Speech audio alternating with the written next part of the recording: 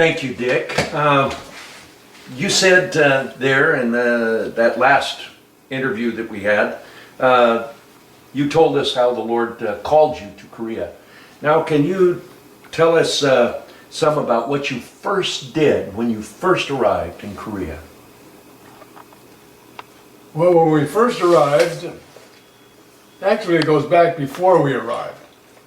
After I decided to go to Korea, then I began to wonder, what do missionaries do? What is a missionary's job?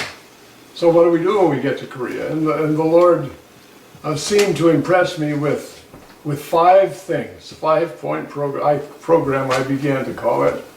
Number 1 was evangelism.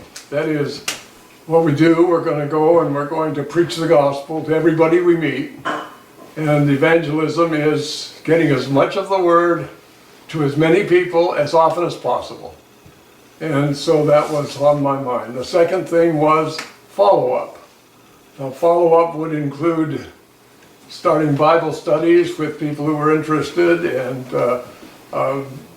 Bible study groups, and anything that had to do with continuing to preach the gospel to those people that we had initially evangelized, which would also include in the long run the establishing of local congregations and so forth. So that was in the category of follow-up. And then the third thing would be conferences. That is, to bring these little groups of people from different villages together so that they could begin to teach one another, to hear from the Lord and to share the things that God was teaching them. And then after conferences, to select people who were particularly interested and have a training program, actually train them to go out and do what we were doing, just replicate ourselves there in Korea. And then the 5th thing, of course, was to send.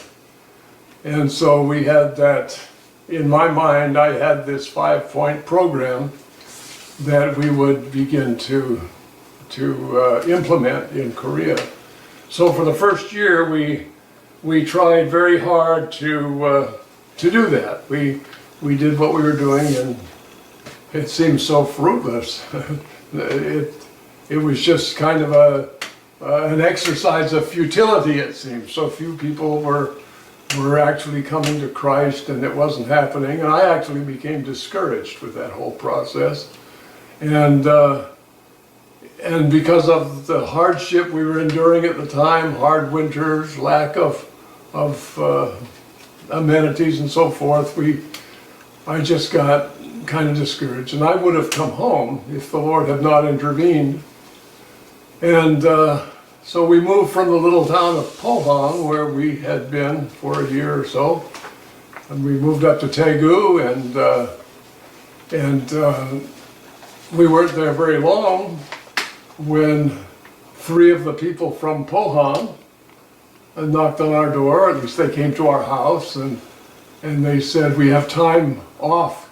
Could we come and spend a weekend with you?" So there were 3 people there, and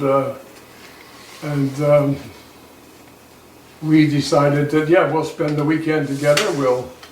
We'll sing and we'll share the word with each other, and I'll take them out house to house with me.